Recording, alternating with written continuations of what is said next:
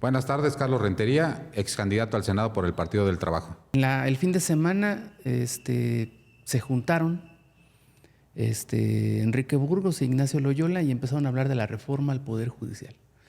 Y dentro de lo que muchos dicen, que poco dicen, porque ahora hasta me extrañó al señor Burgos, porque ahora se aventó una... Ahora hacen podcast, ¿no? Pero, ahora hacen podcast, porque es tan poca su credibilidad quizá, ¿no? O bueno, quien los escucha. Pero hay tres cosas que dicen. Que no van a ir a votar, que porque no les representa, palabras más, palabras menos, que es un ejercicio que no abona, que no está justificado por los grandes juristas de la UNAM. Y también dice Loyola que sería aire fresco si la presidenta de la República determina que no se lleven a cabo las elecciones. Mira, dijeron todavía algo más grave, Sergio. Lo de la mujer. Lo de la mujer. Sí, claro. O sea, yo sí haría un llamado a los grupos feministas, inclusive los más radicales que hay en el Estado. Lo que se dijo en esa entrevista es impresionante. ¿Qué manera? Cuando Ignacio Loyola ni siquiera lo insinúa, lo dice de forma muy precisa. La presidenta de la República está obligada a dar resultados mayores a los de un varón. Ahora resulta, Sergio, que por ser mujer y por ser gobernante, no solamente tiene que cumplir la expectativa de cómo gobernaría un varón, sino la tiene que exceder. Y luego le contesta Enrique Burgos diciendo, y si eso no sucede, no está en aptitud, dice. Sí, textual. No está en aptitud. En aptitud. En aptitud, sí. O sea, entonces la tabla con la que medimos cómo gobiernan las mujeres es diferente a con la que gobiernan los hombres. O sea, a los hombres les podemos permitir que hagan gobiernos mediocres, pero a las mujeres no. No, la realidad es que yo lo vi y dije, bueno, creo que deberían de estar mejor en el retiro. Ahí se veían bien, unos en la época del cafecito. Y hay que reconocerle al ingeniero Loyola que siempre fue un fanático de los podcasts, ¿no? Con su Radio 11 siempre fue de los primeros que empezó a hacer este tipo de programas, pero pues mira, yo creo que es importante que le sigan, porque es importante saber cómo estaba el sistema político queretano antes y estas grandes vacas sagradas en este nuevo esquema no ganarían una regiduría, Sergio. Ninguno de los dos. ¿Cómo recuerdas tú el Poder Judicial de Enrique Burgos? Mira, todos los poderes judiciales estaban sometidos al gobernador porque el gobernador los nombraba.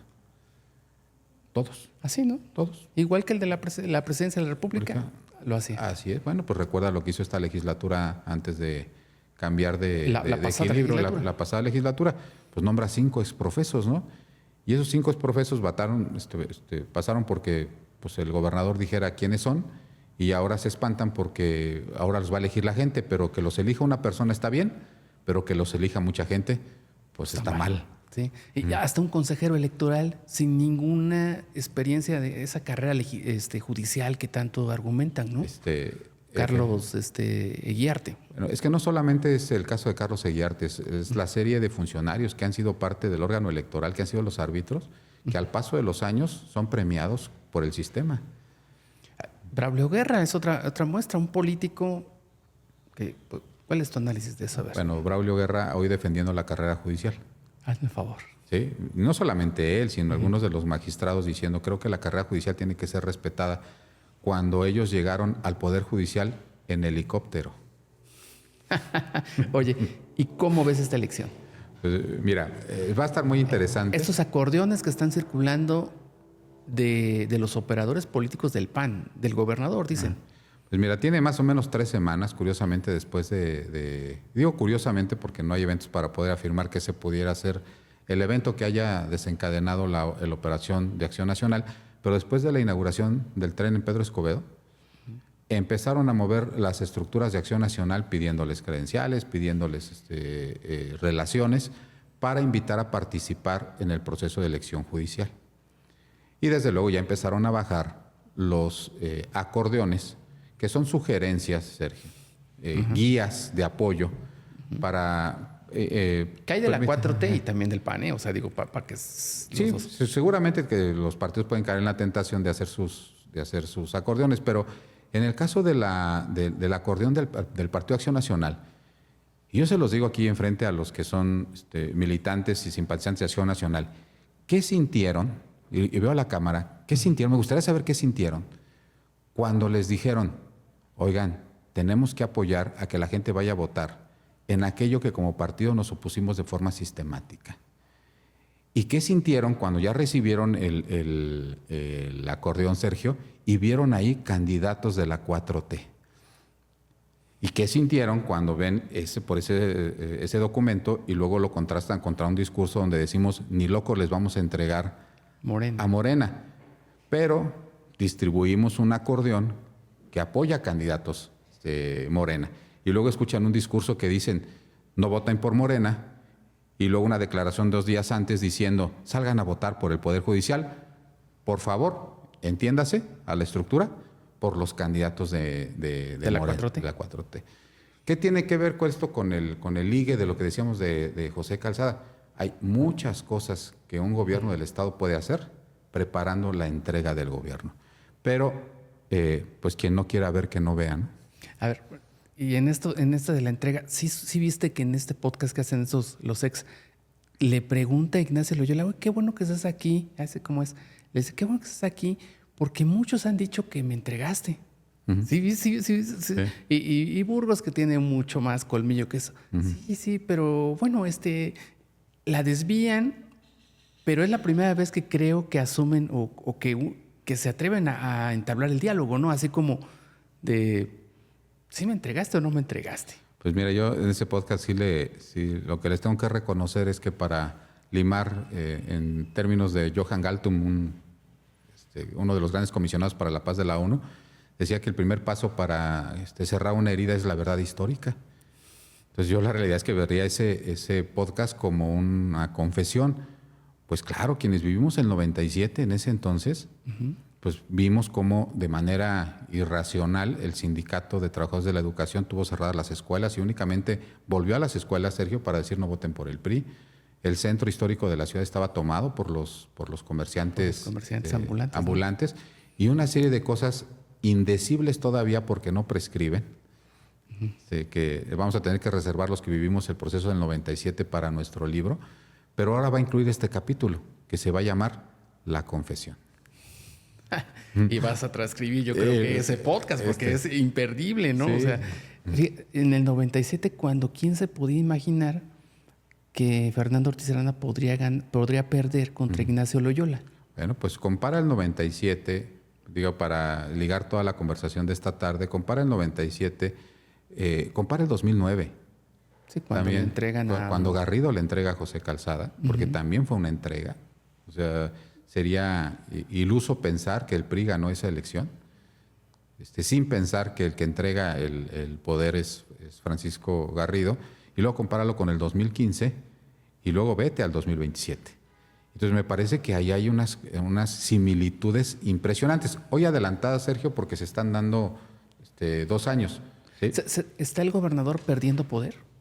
No, yo creo que está jugando sus cartas. Yo no sé si sus cartas estén alineadas con las cartas del Partido Acción Nacional. Entonces, es que sí se ve como que... No, bueno, José tenía cartas alineadas diferentes al PRI. ¿No? Cedillo tenía cartas alineadas diferentes al PRI. Acuérdate que Cedillo, que también le entrega el PAN, acuña aquella frase de sana distancia. Ahora resulta. Entonces, quienes en ese entonces estábamos en ese PRI de izquierda decíamos, ¿qué no era mejor una sana cercanía? ¿Sí? Pero, si te digo, o sea, parece un manualito de entrega que el PAN en Querétaro ha estado siguiendo, pero sí al dedillo, Sergio.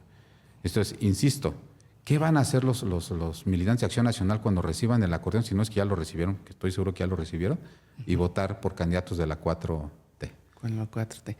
¿Cómo vislumbras? Es dentro de 8 días, bueno, el domingo que entra ya son las elecciones. ¿Cómo las vislumbras? Pues mira, precisamente acabo de estar visualizando la sesión de la comisión, esas comisiones unidas que están dictaminando en el Poder Judicial. Y decía, ¿no? Decía uno de los diputados que hoy tuvo un periodo de lucidez y opinó sobre la reforma judicial. La semana pasada dijo que no ha podido sacar la reforma en materia de movilidad, ya tiene 2 años, pero lo que lleva muy avanzado es lo de las carnitas. Entonces, hoy tuvo a Enrique Correa Sada. Hoy tuvo una epifanía y lo que decía es, va a ser un fracaso si va poca gente a votar. Yo no lo vería como un fracaso si va poca gente a votar. yo le recordaría a don Enrique que hay libros de historia que el proceso democrático es así. ¿Sí? En los años 50 las mujeres tuvieron la posibilidad de ejercer su voto y te aseguro que en los 50 el voto femenino fue poco. Y eso no significa que el ejercicio democrático haya sido totalmente un fracaso. Y si así se hubiera medido, pues entonces en la elección inmediata siguiente, pues quitémosle el derecho de voto. Y no fue así. Claro que es un ejercicio en donde la gente se va a acercar. Hay que informarle inclusive quiénes son las personas juzgadoras. Y claro que van a ser, el proceso va a ir subiendo conforme vaya habiendo más procesos electorales de esta naturaleza. Va a ser la participación no parecida a la de un proceso electoral. Claro, al principio los procesos electorales después de la revolución no eran muy concurridos, Sergio. Y no por eso cancelamos un proceso democrático, pero para eso, para que este diputado pudiera entender este tipo de cosas, necesitaría saber dos cosas, ¿no? Una, saber leer y la otra, entender de historia. ¿De plano? Sí. Ok. Esto, tú vislumbras quizá poca participación, pero necesario. Y del otro lado, mencionas ahorita que se estaba sometiendo en la Cámara de Diputados local esta reforma que no pudo concluirse rápidamente y que no se va a elegir en lo local al Poder Judicial. ¿Cómo la ves en la parte local? Pues mira, yo creo que hoy ya hubo un interesante manotazo en la mesa. O sea, creo que hubo mucha paciencia de los diputados de la 4T cuando estas comisiones cayeron en manos de forma extraña, o por lo menos inconveniente, en quienes son los detractores de la reforma. O sea, se les dio la posibilidad a quienes son los detractores de la reforma a encabezar el trabajo legislativo para darle vida. Y luego pues han venido mintiendo de forma sistemática, porque dijeron pues para abril, y luego como la canción, ¿no? Para abril o para mayo, y luego ya dijeron, no, pues después del 1 de junio para saber los resultados. Pues me parece que hoy ya la diputada Claudia Gayó del Partido del Trabajo puso un manotazo en la mesa y dijo, voy a subir en la siguiente sesión un punto de acuerdo para cambiar al presidente de esta comisión, porque la tiene secuestrada. Ya no es un asunto de debate, ya no es un asunto de convencerlo de que tiene que hacer lo que no quiere hacer. Entonces pidió la solidaridad de los 14 integrantes de la 4T para rescatarlo, en términos así vamos a poner, rescatar esta iniciativa que es la principal de la Cuarta Transformación, de quienes han sido los principales detractores. Y para eso solamente se requiere que se suba un acuerdo en la siguiente sesión de la legislatura y que los 14 se definan. Vamos a ver. Vamos a ver. O sea, van a tener la oportunidad. Ahí va a estar el tiro. Tiene la facultad legal cualquier diputado de pedir al inicio de la sesión que se modifique el orden del día. Y las comisiones se nombran, son 25 diputados, hace falta 13, Sergio, para poder decirle a una persona, oye, gracias por presidir esta comisión, entra en tu relevo, Juan, con 13 votos. Pues me parece que va a ser un ejercicio muy interesante de si estamos nada más con la reforma judicial, y yo desde aquí les mando un mensaje de respaldo y de apoyo a los 14 diputados integrantes de la Cuarta Transformación, porque estoy seguro que vamos a contar los que salimos a pedir el voto, Sergio. Tuve la posibilidad de ser candidato y esa fue una de mis banderas. Quienes tuvimos la posibilidad de salir a pedir el voto por la reforma judicial tienen todo nuestro respaldo y tienen todo nuestro apoyo para que tomen esta decisión importante y rescaten la principal reforma de la Cuarta Transformación del PAN, que la tiene secuestrada. Ok. Es quitar a Memo Vega, al señor Guillermo Vega, de la Comisión de Comisiones Unidas, de la presidencia de la Comisión de Comisiones Unidas, que está analizando esta reforma, y pedir su retiro. No, es pedirle su retiro de la Comisión de Administración y Procuración de Justicia, Sergio. No de las Comisiones Unidas. No, esa va a ser un tema, una consecuencia del asunto, porque no es solamente esta reforma la que tiene detenida. Pues esta es la ícono de la 4T. Pero hay otras 10, ¿no? Hay otras que están ahí, debe tener más de 40 reformas pendientes, y me parece que están obligados los diputados de la 4T a conocer el próximo jueves cuáles son esas reformas y por qué no han salido. Pues si tampoco es casual y decir es esta, no son esas, son muchas. Ok. También hay que decir que el señor Guillermo Vega, ¿no lo has visto últimamente ahora criticando agriamente a su homólogo Roberto Cabrera? También tiene varias cartas el señor Vega, ¿no? Yo creo que tiene varias cartas, pero en este debate de lo que dice Guillermo Vega de Roberto Cabrera Y lo que no dice públicamente Roberto Cabrera de Guillermo Vega, pero que sí le dice, yo te puedo decir con el corazón en la mano que le creo a los dos. Las cosas que dicen uno del otro. ¿Son incalumniables? Son incalumniables. Todo lo que se diga de ellos es verdad. Y la realidad es que se avientan unos cinismos impresionantes, ¿no? Porque pues uno le deja al otro 200 millones de pesos de deuda, el otro no lo quiere decir, por lo menos de forma pública, pero ahí está. Eso desde luego a Roberto Cabrera le generó una incapacidad para poder operar los primeros meses de su administración. Y la realidad es que es una película bien interesante en donde yo agarro mi tarro de palomitas y me pongo a ver exactamente qué dice uno de los dos. Y es bien bonito ver una película de esa naturaleza en donde le crees a las dos partes. ¿Crees que entreguen? Yo creo que... ¿O se van a llegar a un acuerdo? No, mira, yo creo que son tirones especiales que hablan un poquito de la descomposición que hay al interior de los grupos políticos de Acción Nacional, que se van a reflejar cuando decidan quién es el candidato a la gobernatura. Están luchando eso, ¿no? Están caloniándose. Y unos se van a empoderar y están marcando su territorio para que en el momento en el que se empoderen digan, pues este territorio es mío. Y es posible que algunos de los que no coinciden con el PAN, que son de otras fuerzas políticas, también se beneficien o se perjudiquen de ese asunto. Pero yo creo que lo peor que pueden hacer, en serio, de corazón, es confiar en esta generación, fíjate lo que te voy a decir, en esta generación de gente de Acción Nacional, porque es muy difícil que sostengan un acuerdo de largo plazo entre ellos. Entonces me parece que el cortoplacismo es una de las características de cómo se hace la política actualmente en Acción Nacional. Perfecto, decía, pues no nos abandones, siempre nos vienes a dar otra perspectiva de lo que pasa en política. Así es, y nuevamente, sentimiento. ¿Qué sentirá un panista cuando le pidan que vaya el 1 de junio a través de sus estructuras a que vote por una persona de la 4T? ¿Y eso qué significa en el manual de entrega de Querétaro? Oye, a ver, quizá ya nos vamos a ver hasta la otra semana ya cuando están los resultados. No quiero que llames al voto, pero sí tienes claro los ministros que deben de ser. Yo sí los tengo claros. O sea, no llames al voto, nos puedes decir tú personalmente quién crees que son los... ¿Sí se puede eso? Sí, mira, ahorita yo sí tengo mi acordeón, Sergio. A ver, ¿quiénes son sus...? No lo traigo aquí, pero sí te lo puedo yo compartir. Son 5 hombres y 5 mujeres y 4 hombres, ¿no? 5, en la Suprema Corte de Justicia de la Nación son 5 y 4, y luego vienen los órganos, Okay. El Tribunal de Disciplina Judicial, que ahí sí te digo, me parece que Celia Maya es la que tiene que estar. tiene Va que encabezando estar. las encuestas, según Y esto, va ¿no? encabezando las encuestas, lo cual, que es un dato bien interesante, Sergio. En este megapoder, o en esta nueva reforma, el megapoder judicial no es la Suprema Corte de Justicia de la Nación. No, es el Tribunal de Disciplina Judicial. Claro. Integrado por 5 miembros y según un par de encuestas, Celia Maya va encabezando. Que sería la que encabezaría. Que sería la que encabezaría, porque ahora el presidente pues, es el que más votos tenga. Si queda en primer lugar, va a ser la primera que va a encabezar, y si no, va a ser el segundo. Sí. Pero sería la queretana, Sergio, la queretana, con el más alto rango político nacional, y eso va a cambiar la forma de la toma de las decisiones de la 4T en Querétaro. Sin duda. ¿Se te hace un perfil? Me parece que hemos estado recorriendo el Estado estableciendo casas 4T, y cuando la gente nos pregunta, nosotros le compartimos las personas por las cuales vamos a votar y las razones por las que vamos a hacerlo. Y hoy públicamente digo, me parece que Celia tiene que estar en el Tribunal de Disciplina Judicial y que tiene que encabezarlo. ¿Bernardo Batis? Bernardo Batis me parece que es otro perfil interesante. Y de ministros hay 3 muy identificados con la 4T. Se te hacen unos dignos representantes. Las mujeres En mi boleta está doña Lenia, está doña Loreta y está Yasmín.